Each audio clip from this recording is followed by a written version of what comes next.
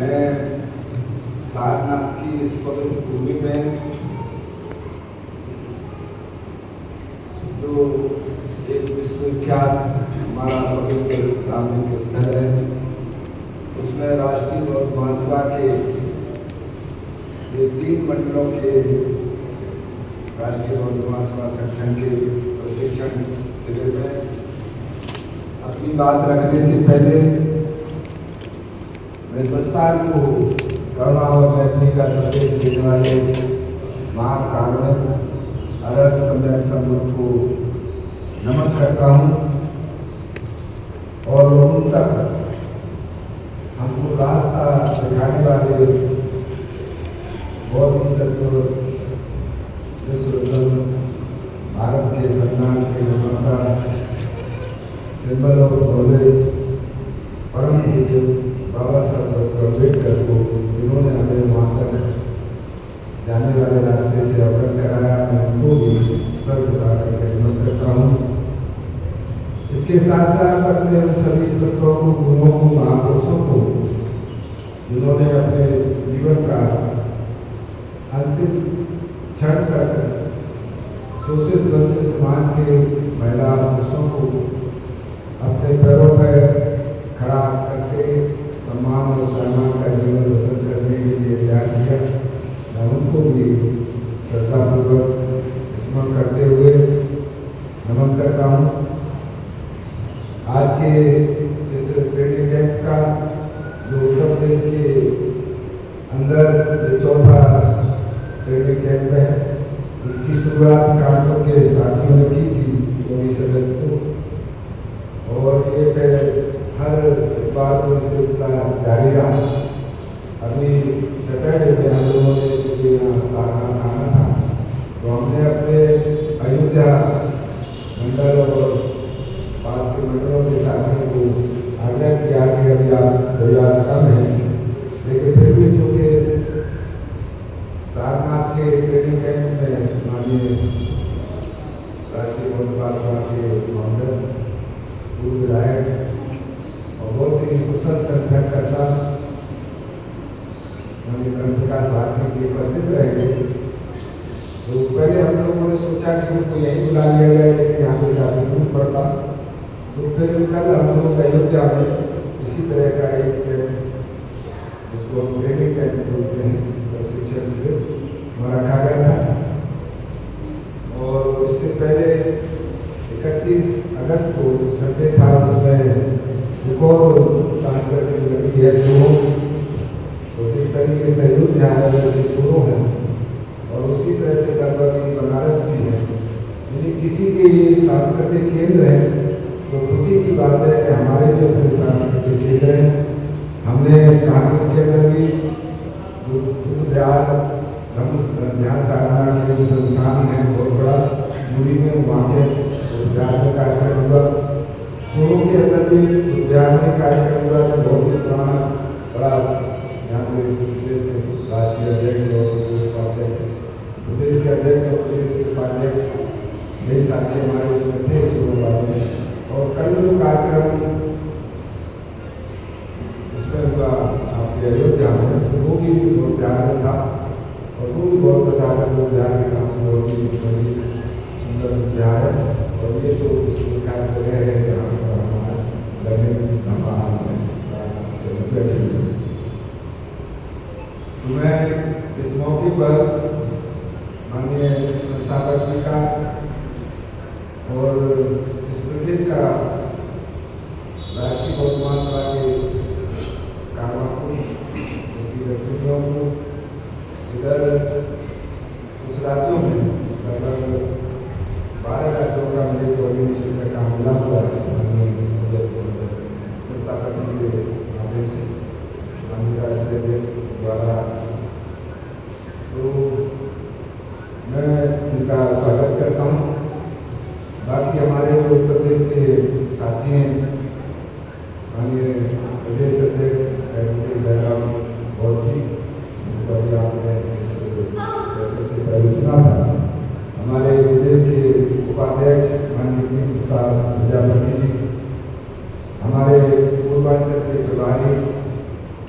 भाई रुद्रेश कुमार रमन जी और राष्ट्रीय बौद्ध महासभा के प्रदेश के chief secretary, chief general secretary भाई सरोज कुमार गौड़ जी, हमारे प्रदेश राष्ट्रीय बौद्ध महासभा के कोषाध्यक्ष भाई नारायण जी, हमारे मंडल के कानपुर मंडल के मंडल अध्यक्ष भाई सुरेंद्र कुमार करुणाकर जी, और इस प्रदेश में मैं समझता हूँ जब भी महिला लीडरशिप की कमी है तो मैं उषा चौधरी को इस रूप में महसूस करता हूँ कि वो महिलाओं की इधर उनके बीच में काम होना चाहिए, तो उसके लिए पूर्वांचल में आपको वो नजर आती हैं। और अगर वो आगे बढ़कर के इसमें और थोड़ा सहयोग करेंगे तो हम चाहते हैं कि पूरे प्रदेश में उनकी सेवाएं हमें मिलेंगी। तो हमारे साथ पर हैं जो भी कार्यक्रम होते हैं तो वो सारे काम को छोड़ करके इन कार्यक्रमों में भाग लेती हैं। हम चाहते थे कि उनको भी सुना जाए, लेकिन समय के अभाव के कारण हमारी संस्था पर प्रदेश भर की बात करनी है। तो जो बातें हम लोगों ने अभी अपने पूर्व वक्ताओं से सुनी है तो उनको न दोहराते हुए और उनकी बातें जो इस ट्रेनिंग कैंप में जरूरी थी उनका समर्थन करते हुए मैं सिर्फ इतना कहना चाहता हूँ कि अपने महापुरुषों के जो त्याग और बलिदान का जो इतिहास है, जैसे इससे पहले हम लोग सुन रहे थे कि 108 वर्ष पूर्व 1848 में जो द्वारा फुले और माता सावित्री फुले के माध्यम से जो संघर्ष शुरू हुआ, साहूजी महाराज ने टेकर किया, बाबा साहब ने टेकर किया, फिर उसके बाद 21वीं शताब्दी में मानव काशीराम साहब ने टेकर किया। तो अगर उनको खाली हमें गाना गा करके संतुष्टि करने भी है या उनके खाली इस बात को याद करने पर से काम चल सकता है कि उन्होंने हमारे लिए बहुत किया है, ये किया है, वो किया है, यहाँ पैदा हुए, उनकी माता जी, पिताजी, ये सब चीज़ें कह करके ये तो ये भी तरीका है कि हम अपने आप को संतुष्ट कर लें। और संक्षेप में बात करना चाहूँ, दूसरा तरीका ये भी है कि वो जानने से पहले हम लोगों को कुछ न कुछ संदेश दे करके गए हैं, कुछ न कुछ हमसे कह कर गए हैं जो काम होना चाहिए, तो उसको टेकअप किया जाए। क्योंकि मैं समझता हूँ कि अगर ये सिलसिला जो 108 वर्षों में हम देखते हैं, अगर किसी और ने हाथ में ना लिया होता तो ये सब जो है स्मारक बन गया होता, स्तूप बन गए होते, जमीन के अंदर बात चली गई होती। जैसे अभी ताजा एक हमारे सामने इतिहास है कि अगर 1978 में माननीय काशीराम जी बामसेट नाम का संगठन न बनाए होते शिक्षित कर्मचारियों का, तो जो ये हमारे महापुरुषों का चर्चा हम लोग आज सुनते हैं गायक कलाकारों के माध्यम से या अपने और दूसरे वक्ताओं के माध्यम से, तो शायद ये चीज़ें हम लोगों से दूर हो गई होती, हम भूल गए होते। तो मैं समझता हूँ कि हमको ये काम जो हमारे महापुरुष हमसे चाहते थे उसको उसी तरह से आगे बढ़ाना चाहिए जैसा हमसे पहले हमारे महापुरुष दूसरे आगे लेके चले हैं। क्योंकि जैसा हम लोग जानते हैं कि एक व्यक्ति कोई काम नहीं कर सकता, और काम अगर समाज का या जो मिशन है या मूवमेंट है या कारवां है, उसको अगर आप आगे ले जाना चाहते हो तो इसमें हमें इकट्ठे होकर के ही प्रयास करना होगा। और ये काम इकट्ठे होने का हमारे तमाम जो हमारे महापुरुष हुए हैं उन्होंने अपने दौर में न केवल किया है बल्कि आगे के लिए भी हम लोगों को ऐसा इशारा करके गए। बाबा साहब अम्बेडकर भी कहते हैं शिक्षित बनो या शिक्षित करो, या फिर कहते संगठित आंदोलित करो और उसके लिए संगठन बनाओ।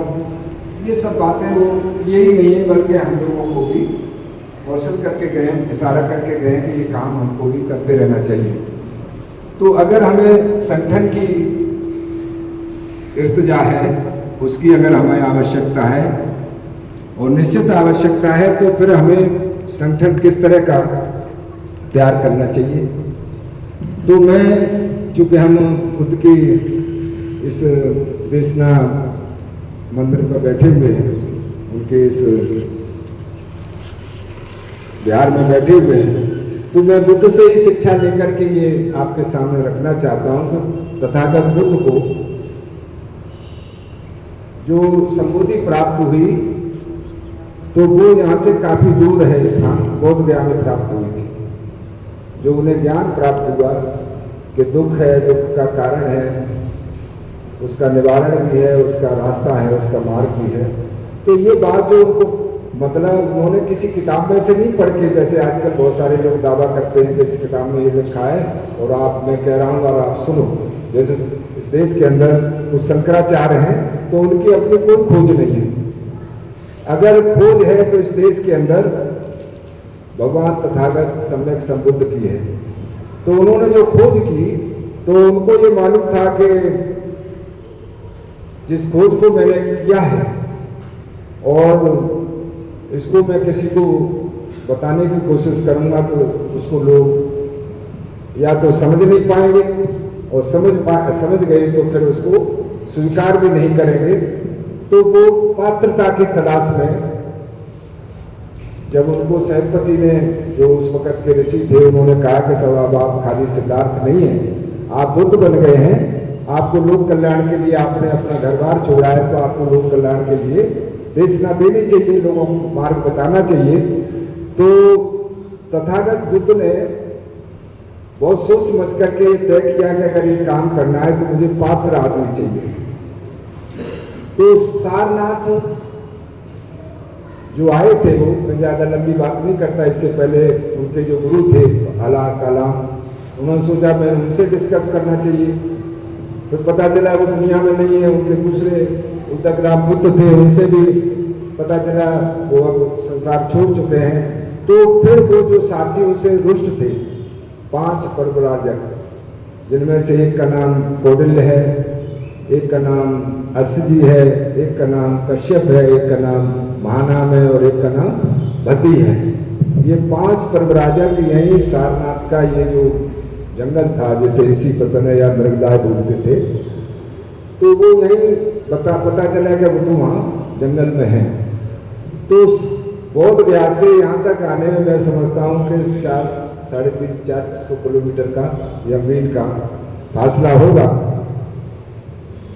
तो इतनी दूर को पैदल चल करके यहाँ आए, और उन्होंने ये मान करके कि भले ही वो मेरे से नाराज हैं, क्योंकि वो नाराज हो गए थे, उन्होंने तपस्या के दौरान सुजाता की खीर का जो उसको ग्रहण कर लिया था। तो वो परिव्राजक उनके जो मित्र थे, तो उन्होंने क्या, भले ही वो मेरे से नाराज हैं, लेकिन लक्ष्य तो उनका भी वही है जो मेरा है। वो भी लोक कल्याण के लिए घर त्याग किए हैं और मैं भी लोक कल्याण के लिए, तो मुझे उनसे ही मिलना चाहिए। तो जब यहाँ आप लोगों में से सब विद्वान साथी मालूम होगा कि उन्होंने पहले कहा कि भाई हम इसका कोई स्वागत नहीं करेंगे, ये तो आदमी भ्रष्ट है। लेकिन तथागत जब आए और उनकी जो क्रांति थी, जो उन्हें संबोधि प्राप्त हुई थी, उससे प्रभावित हुए और बाद में उनके शिष्य बने। तो हम लोग ये मान के चलते हैं कि अगर बुद्ध के ट्रू कॉपी न सही, फोटो कॉपी न सही, लेकिन उनका दृष्टिकोण हमारे संगठन में जरूर रहना चाहिए। हम पात्रता का अगर ध्यान नहीं रखेंगे, जो आदमी चाहता नहीं हम उसी के ऊपर निर्भर हो जाएंगे। हमने देखा है अक्सर जो आदमी बुरा भला कहता है, लोग उसी को बना देते हैं कि भाई आप जो बहुत बढ़िया हो, बार बार बोल रहे हो, तो बस उसे कहते भाई तुम हमारे अध्यक्ष हो गए। और उसके बाद मैं समझता हूँ कि उसे आप अगर टॉर्च लगा के भी ढूंढेंगे तो आपको ढूंढे नहीं मिलेगा। यही कारण है जो आदरणीय माननीय दयाराम गौर जी कह रहे थे कि हमारे पास संगठनों की कमी नहीं है, और संगठन में शक्ति होती है तो सबसे शक्तिशाली हमारे लोग होने चाहिए। लेकिन आज हमारा जो हालत है तो उसे अगर आप देखें तो बढ़ता हुआ जो मनोवाद है कि किसी के बच्चे को अगर कोई कच्चे घड़े का भी पानी पी लेता है तो मनोवाद मरवा डालता है, कोई अगर कहीं मूछ रख लेता है तो उसको मनोवाद मरवा डालता है। सामंतवाद आपसे अनियंत्रित है, और ये जो आपका निजीकरण है जो आपकी सारी चीज छीन रहा है। 49% लोगों के पास इस देश की 99% जो संसाधन है पूंजी है उसका मालिक है, और वो शेष बचे 51% लोग, उनके पास सिर्फ जो है 51% लोग जो है संपत्ति के मालिक हैं, जिसकी वजह से ये हम देखते हैं कि लोग हमारे आपस में गरीब लोग ज़्यादा लड़ते झगड़ते हैं, और इसलिए कि भाई संसाधन तो सबको चाहिए। तो ये जो अनियंत्रित जो बढ़ता हुआ निजीकरण है, तो भले ही हमें अपने महापुरुषों का ऋण नहीं उतारना, लेकिन हमारे सामने भी कोई संकट छोटा नहीं है। अगर आप कबूतर जो है बिल्ली को देख करके आंखें बंद कर ले तो ऐसा नहीं है कि बिल्ली उसे आशीर्वाद देती रहेगी, जिस दिन उसे जरूरत होगी उस दिन वो काम में ले लेगी। तो हमें आंख बंद करके खुश नहीं होना चाहिए कि अभी तो बहुत टाइम है, पता नहीं कौन चक्कर में आया कौन नहीं आया।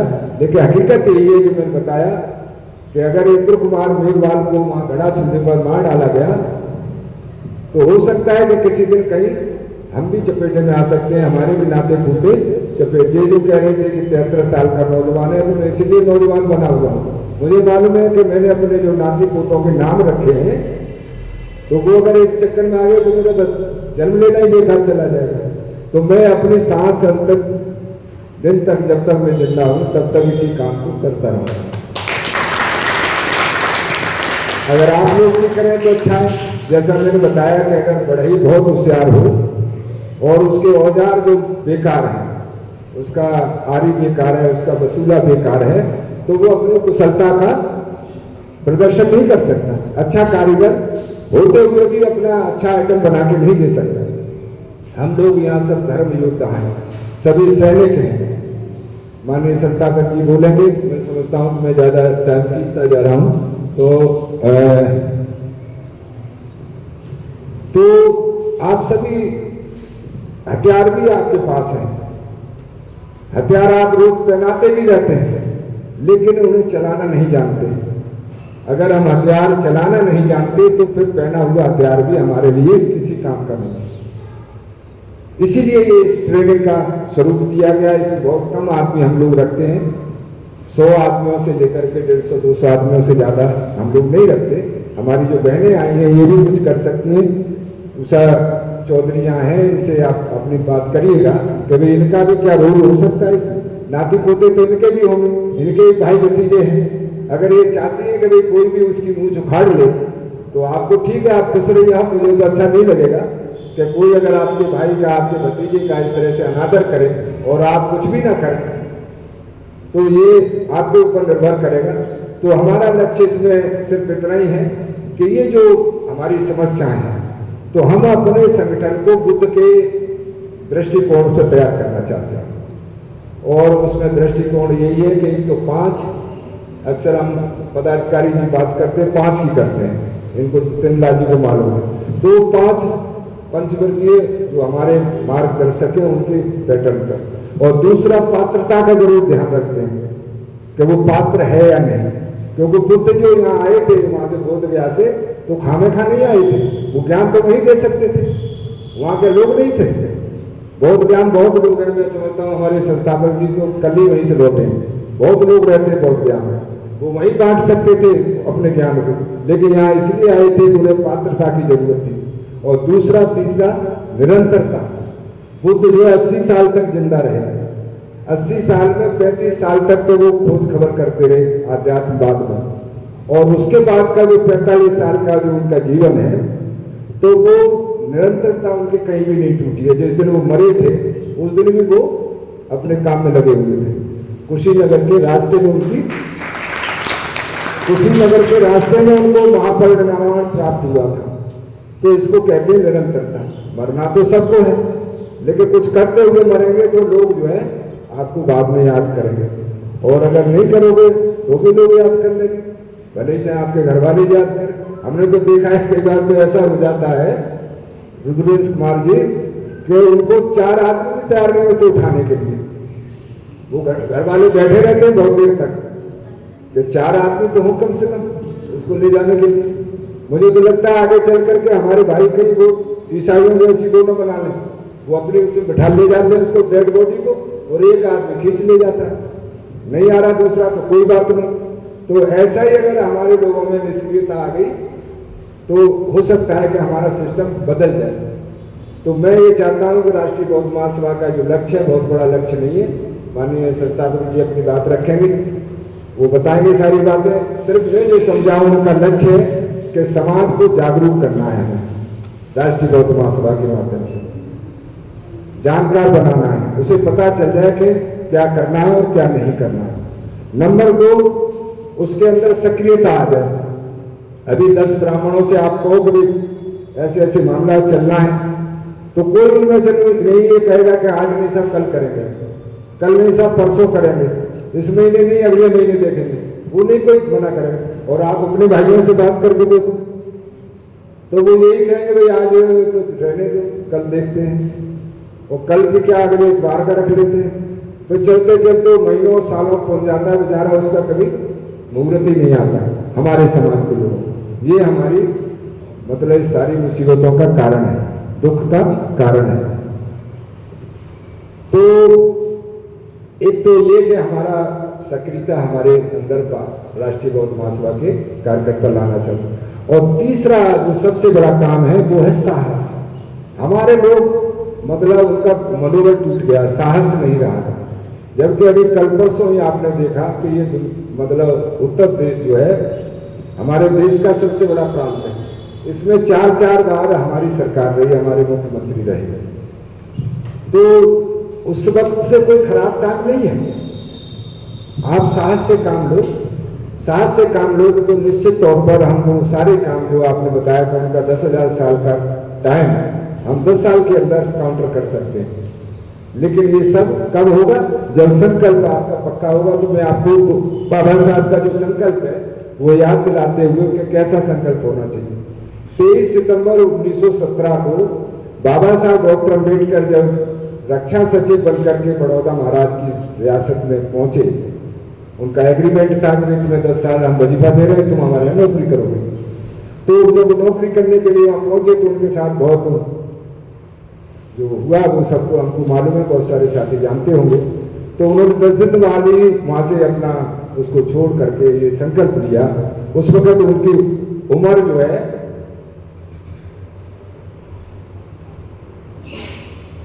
उस वक्त उनकी उम्र 1917 की बात है, 1891 में पैदा हुए तो मेरे ख्याल से 9 और 17 ये 26 साल हुए। 26 साल के लड़के ने क्या संकल्प लिया? जो बहुत पढ़ा लिखा आदमी था, ऐसा नहीं था अनपढ़ था जिससे चक्कर में आ गया, बहुत विद्वान आदमी था। बाबा साहब बहुत विद्वान थे। उन्होंने संकल्प लिया, मेरे 7 करोड़ बंधुओं जिनके साथ पशु जैसा व्यवहार होता है, जिनको गुलाम बना के रखा है, उनको गुलामी से मुक्ति दिलाने के लिए मैं अपना पूरा जीवन दांव पर लगा दूंगा और इस कार्य के लिए मैं किसी तरह का समझौता नहीं करूंगा। यह मेरा संकल्प है, उसे मैं किसी भी कीमत पर पूरा करूंगा। अगर ये बात मैं आपसे कहूं कि भी आप दोहराओ तो आप में से कोई नहीं दोहराएगा, तो ये तो मरने के चक्कर में हम तो बर्बाद हो जाएंगे। ये बाबा साहब का है ये संकल्प। तो इतना नहीं तो कम से कम कुछ तो हमारे अंदर होना ही चाहिए। जब यहाँ आप ट्रेनिंग कैंप में या सुनने आए हैं, सारी व्यवस्था करने में हमें महीनों लगते हैं, तब जा करके हम ये प्रबंध कर पाते हैं। आप तक सूचना पहुंचाते हैं, फिर बुलाते हैं, फिर ये सब बंदोबस्त करते हैं। ये इनको मालूम है प्रदेश निगम जी। लेकिन दुख के साथ कहना पड़ता है कि वही बाबा साहब जिसने हमारे कल्याण के लिए इतना बड़ा संकल्प लिया, उनको 1956 में जाकर के रोना पड़ा। आप शायद उस वक्त हो सकता है ना कोई पैदा हुए हो, मैं तो पैदा हो गया था 1952 में, लेकिन मैंने देखा दाखा कुछ नहीं था। 1952 में 56 में 4 साल का अंतर था, तो 4 साल के आदमी को क्या तमीज होगी, क्यों संसार होगी? संसार तो मेरे बाद में ही पैदा हुए हैं, हो सकता है ये तो उस वक्त होंगे भी। लेकिन हमने इसको जब पढ़ा तो हमने इसको कई बार मतलब दिमाग में दोहराया कि बाबा साहब वो जिसने इतना बड़ा संकल्प लिया हमारे कल्याण के लिए, उनको क्यों रोना पड़ा? तो बाबा साहब 18 मार्च 1956 को आगरा में रोए थे। उनका संदेश है, वो कहते हैं मैंने तुम्हारे लिए जो कुछ भी किया है वह बेहद मुसीबतों, अत्यंत दुखों और बेशुमार विरोधियों का मुकाबला करके किया है।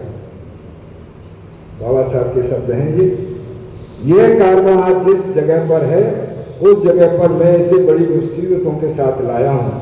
तुम्हारा कर्तव्य है कि यह कारवा सदा आगे ही बढ़ता रहे, बेशक कितनी भी रुकावटें क्यों ना आए। मुझे लगता है कि उनको शायद आभास हो गया होगा कि ये लोग मक्कार हैं, मतलब इस कान से सुनते हैं उस कान से निकाल देते हैं, इसीलिए उन्होंने कहा कि अगर आगे न ले चले तो कोई बात नहीं, धन्यवाद आपका, लेकिन ऐसे कम से कम पीछे की तरफ मत ले जाना। तो हमारे लोग भी लग गए हैं इसमें, नकली आपको बहुत मिल जाएंगे, नकली आपको बहुत भिक्खू भी मिल जाएंगे, नकली आपको नेता भी मिल जाएंगे, सारे के सारे नकली हैं। अब ये तो एमएलसी रहेंगे बाहर, और मैं समझता हूँ घर की परिस्थिति से मैं वाकिफ हूँ। मुझे रोज खतरा रहता है मैंने कहीं कोई करोड़ 2 करोड़ 4 करोड़ रुपया लेकर के ना आ जाए कि भाई आप छोड़ो इस झंझट को, लो पकड़ो पैसे और आप हमारे साथ चलो। लेकिन हर आदमी एक सा नहीं होता। तो आज ये जो बाबा साहब को रोना पड़ा, इसलिए रोना पड़ा कि हमारे बीच में नकली लोग बहुत हैं, संगठन भी बना लेते हैं, जाने क्या कपड़े भी बदल लेते हैं, और बहुत भिक्षुओं को भी आप देखो टक्कर पड़ जाएंगे कि मोहन भागवत के प्रोग्राम में बहुत भिक्षु पहुंचते हैं। तो फिर आगे बाबा साहब कहते हैं यदि मेरे अनुयायी इसे आगे न बढ़ा सके तो इसे यही छोड़ दें। उन्हें मालूम आवाज हो गया था,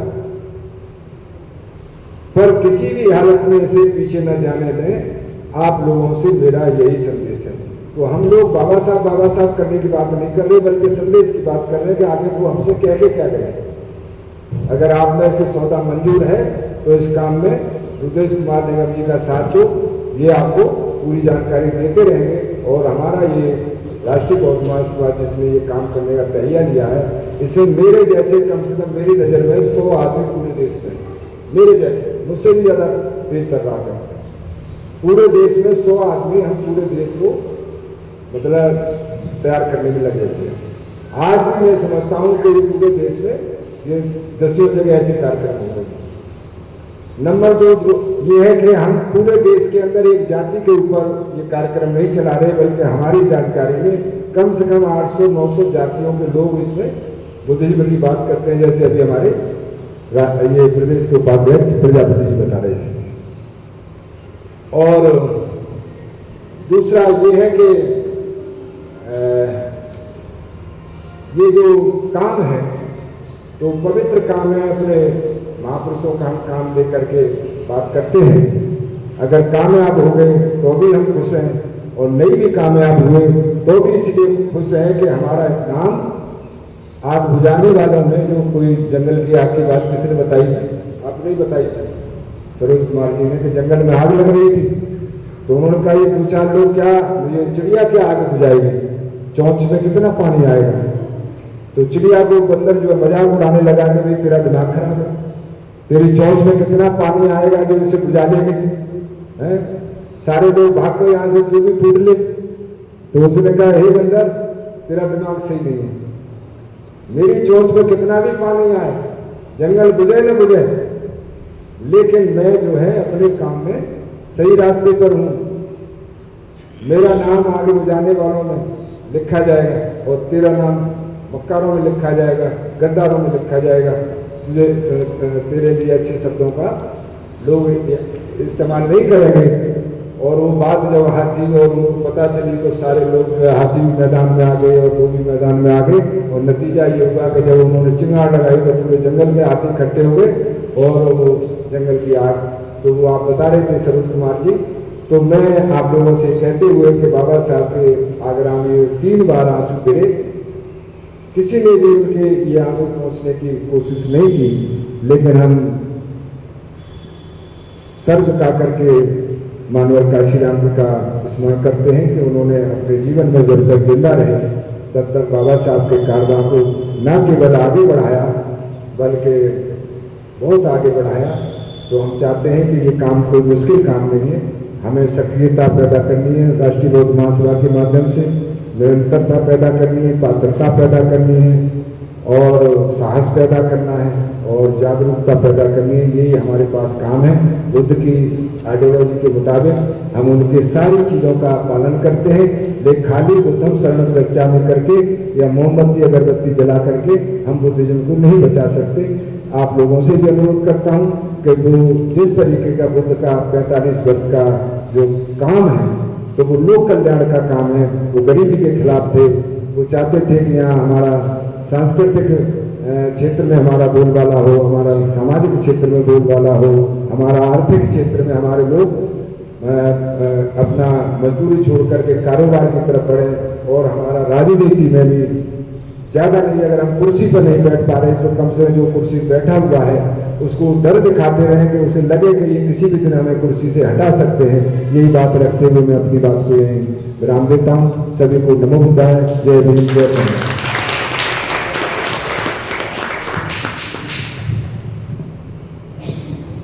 बहुत बहुत साधुवाद, बहुत बहुत धन्यवाद।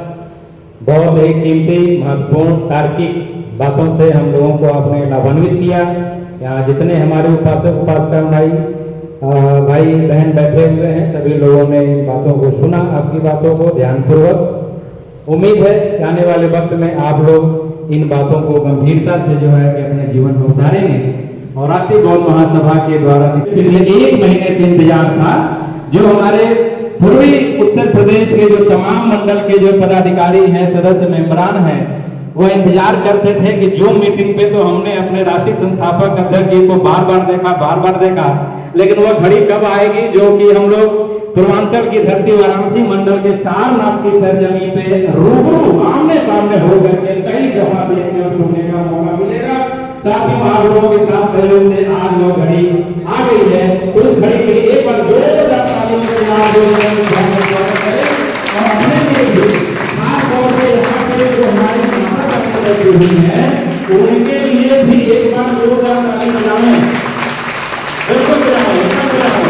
तो मेरा ताली ही घर जाकर के उन्हें सम्मान का एहसास कराएगी कि हम कैसे हमारे लिए भी वहाँ की तारीफ बढ़ेगी। तो साथियों, अब हम एक ऐसे डायनामाइट व्यक्ति को, जिन्होंने राजनीति के जीवन में अपने महत्वपूर्ण समय को व्यतीत किया, राजनीति के जीवन में जब उन्हें यह महसूस हुआ कि लोग कहते हैं, हमारे जो महापुरुष कहते हैं कि शासन की सत्ता की चाबी से हर ताले को खोला जा सकता है, जिससे हर समस्या का निदान हो सकता है। तो हमारे साहब ने उस शासन की सत्ता की चाबी अपने हाथ में लिया, लेकिन हाथ में लेने के बाद पता चला कि वह ताला दिख ही नहीं रहा है जिसको हम खोलने के लिए यहाँ पे आए हुए थे। तो साहब ने तुरंत जो है राजनीति से संन्यास लेते हुए अपने इस मिशन को, हमारे संतों महापुरुषों के मिशन को आगे बढ़ाने के लिए इन्होंने दिल प्रतिज्ञ किया। घर में इन्होंने अपने घर वालों से कसम खिला लिया कि आज के बाद से कोई वाद परिवार हमसे नहीं बतियाएगा, कोई यह नहीं कहेगा कि आप सिर्फ हमारे लिए, हमारे पति हैं, हमारे पिता हैं, हमारे चाचा हैं, हमारे दादा, हमारे नाना, हमारे काका फूफा मौसा है, नहीं, वो खत्म। अब हम मानव कांशीराम साहब के सिस्टम पे, उनके जीवन पे आधारित अपने जीवन को आगे बढ़ा रहे हैं। तो साहब ने जो है राष्ट्रीय बौद्ध महासभा का यह जो गैर राजनीतिक सांस्कृतिक संगठन का निर्माण किया, यह बात थोड़ा ध्यान से आप लोग सुन लें, क्योंकि इसमें और जो अन्य जो हमारे देश के अंदर हमारे समाज के तमाम जो संगठन बने हुए हैं उसमें अंतर नहीं, जमीन और आसमान का अंतर है कि शुद्ध रूप से गैर राजनीतिक यह सामाजिक सांस्कृतिक संगठन है, जो अपने समाज के, बहुजन समाज के लोगों को जागरूक करने का और अपने महापुरुषों के धरोहर, संस्कृति, विरासत को बचाने का, आगे बढ़ाने का कारवां लेकर के आगे चल रहा है। तो वह घड़ी आ गई। अब हम आमंत्रित करते हैं अपने मुख्य प्रबोधन कर्ता जो है माननीय मानवर धर्म प्रकाश भारती जी, संस्थापक राष्ट्रीय गौरव महासभा। अब आपके आप सामने आए और अपनी बातों को रखेंगे माननीय धर्म प्रकाश भारती जी।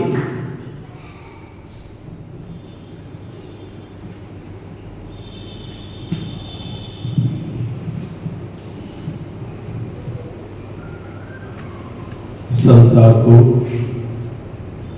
शांति और मानवता का संदेश देने वाले महाकारुणिक तथागत गौतम बुद्ध,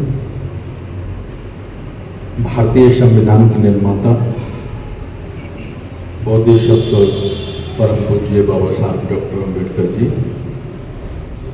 बहुजन समाज में जन्मे सभी संत गुरुओं के चरणों में नमन करते हुए आज इस पावन धरती पर सारनाथ में राष्ट्रीय बौद्ध महासभा का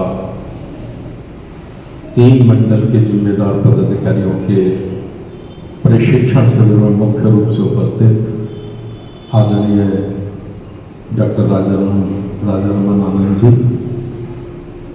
प्रदेश अध्यक्ष हमारे एडवोकेट दयाराम बुद्ध जी, उत्तर प्रदेश के मुख्य महासचिव आदरणीय सरोज कुमार जी, उत्तर प्रदेश के महासचिव और पूर्वी उत्तर प्रदेश के प्रभारी आदरणीय रुद्रेश कुमार बौद्ध जी, उपाध्यक्ष हमारे प्रजापति साहब, कोषाध्यक्ष जी हमारे प्रेम नारायण जी, उषा चौधरी जी हमारी बहन, और उपस्थित सभी उपासकों को और उपासना बहनों को मेरा सादर नमो बुद्धाय, जय भीम। क्या बोला था मैंने? नमो बुद्धाय, जय भीम। आप लोग तो एकदम शांत हो गए। मुझे लगता है कि चावल जो खाए शायद उसका असर खत्म हो गया है। पानी वानी पी लो, चाह तो 1 मिनट ये काट दो फोन। खड़े हो जाओ सब लोग, खड़े हो जाओ। पिछले 1 महीने से इंतजार था।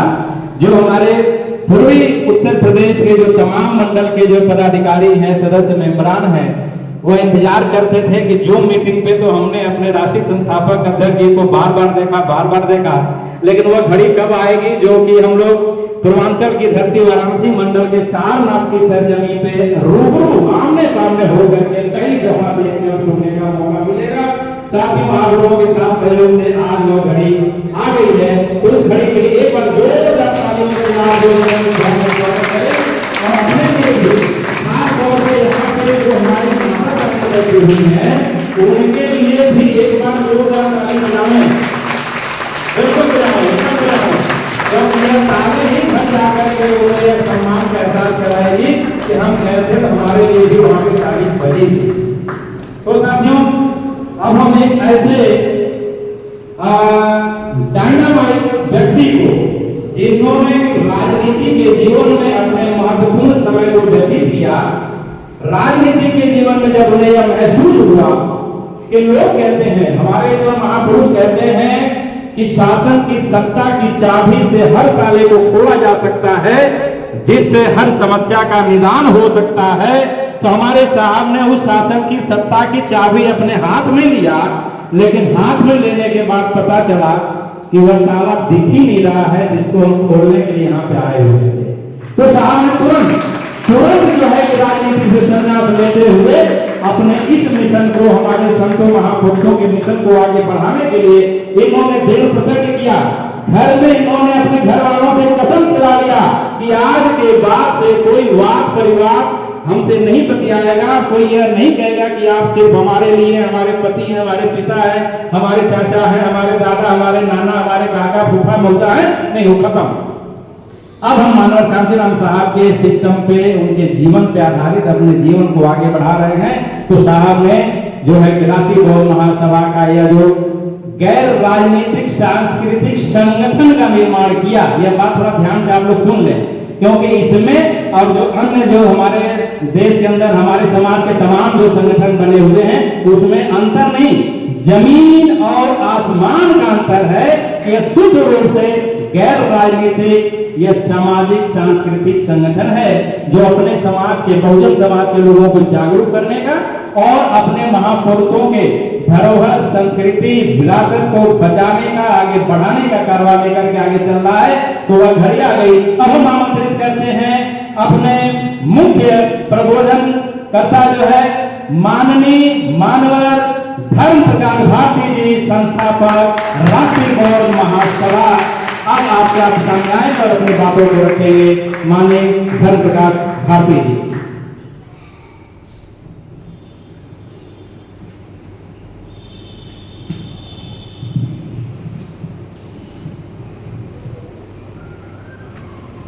संसार को शांति और मानवता का संदेश देने वाले महाकारुणिक तथागत गौतम बुद्ध, भारतीय संविधान के निर्माता, बोधिसत्व परम पूज्य बाबा साहब डॉक्टर अम्बेडकर जी, बहुजन समाज में जन्मे सभी संत गुरुओं के चरणों में नमन करते हुए आज इस पावन धरती पर सारनाथ में राष्ट्रीय बौद्ध महासभा का 3 मंडल के जिम्मेदार पदाधिकारियों के प्रशिक्षण शिविर में मुख्य रूप से उपस्थित आदरणीय डॉक्टर राजारमन आनंद जी, प्रदेश अध्यक्ष हमारे एडवोकेट दयाराम भट्ट जी, उत्तर प्रदेश के मुख्य महासचिव आदरणीय सरोज कुमार जी, उत्तर प्रदेश के महासचिव और पूर्वी उत्तर प्रदेश के प्रभारी आदरणीय रुद्रेश कुमार बौद्ध जी, उपाध्यक्ष हमारे प्रजापति साहब, कोषाध्यक्ष जी हमारे प्रेम नारायण जी, उषा चौधरी जी हमारी बहन, और उपस्थित सभी उपासकों को और उपासका बहनों को मेरा सादर नमो बुद्धाय, जय भीम। क्या बोला था मैंने? नमो बुद्धाय, जय भीम। तो आप लोग तो एकदम शांत हो गए। मुझे लगता है कि चावल जो खाए शायद उसका असर खत्म हो गया है। पानी वानी पी लो, चाव तो 1 मिनट ये काट दो फोन। खड़े हो जाओ सब लोग, खड़े हो जाओ।